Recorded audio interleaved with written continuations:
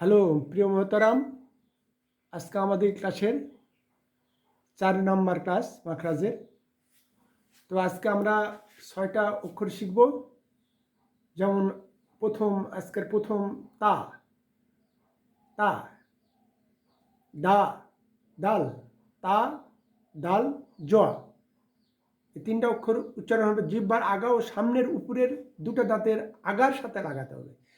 অর্থাৎ গতকালের ক্লাসের ছিল যে গোড়ার সাথে, আর আজকে একই জিনিস কিন্তু হবে আগার সাথে, অর্থাৎ দাঁতের মাথা থেকে উপরের দিকে। তা আত, আত, আদ, আজ, এইভাবে হবে। পরের 3টা দেখি, ঝাল, সিন এবং সোয়াদ। জিহ্বার আগা ও সামনের নিচের দুটো দাঁতের গোড়া বা মারির সাথে, এটা যে সামনে আমাদের দুটো দাঁত আছে তার নিচের অংশ হবে, নিচের অংশ থেকে উচ্চারণ হবে। জিহ্বা এবং দাঁতের দুটা মিলিত উচ্চারণ হবে।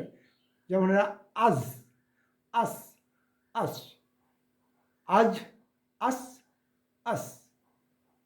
অর্থাৎ দুটো দাঁত আছে আমাদের, সে দুটো দাঁতের সামনের দুটো দাঁত আছে উপরে, সামনে দুটো আছে নিচে।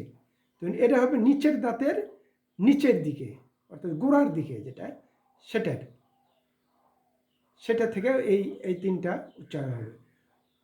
তো মহতারাম, আজকে আমরা শিখলাম 6টা অক্ষর: তা, দাল, জোয়া, ঝাল, সিন এবং সদ।